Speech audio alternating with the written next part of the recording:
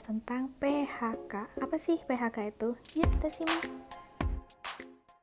Jadi, PHK menurut Undang-Undang Tenaga Kerjaan Nomor 13 Tahun 2003 itu pemutusan hubungan kerja merupakan pengakhiran hubungan kerja karena suatu hal tertentu yang mengakibatkan berakhirnya hak dan kewajiban antara pekerja, buruh, dan pengusaha.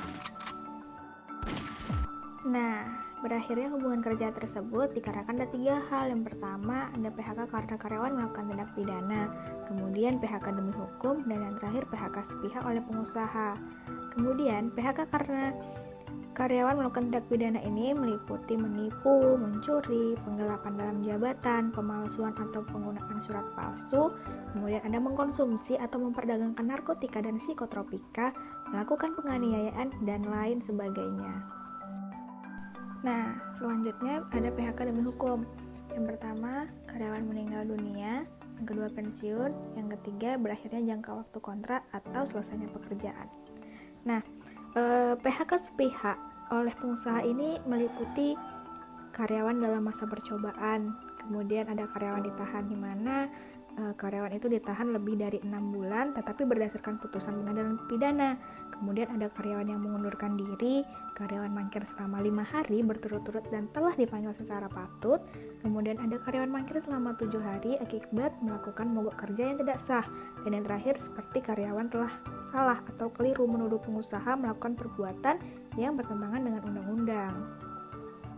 Nah, selanjutnya kita bahas tentang syarat PHK. Jadi, ada syaratnya untuk dinyatakan PHK. Yang pertama ada masa percobaan, di mana syaratnya itu dia dalam sedang masa percobaan. Kemudian alasannya melakukan tindak pidana.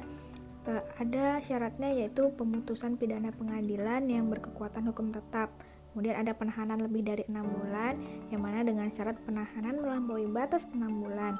Kemudian ada alasan belum 6 bulan ditahan dinyatakan bersalah, di mana pemutusan pidana pengadilannya tingkat pertama atau tingkat pengadilan negeri itu syaratnya. Kemudian ada melanggar perjanjian kerja, peraturan perusahaan atau PKB, kualifikasi ringan, sedang, dan pengulangan itu syaratnya surat peringatan 1, 2, dan 3. Kemudian mengundurkan diri, ada syaratnya seperti permohonan 30 hari sebelumnya, tidak dalam ikatan dinas, dan tetap bekerja sampai tanggal efektif.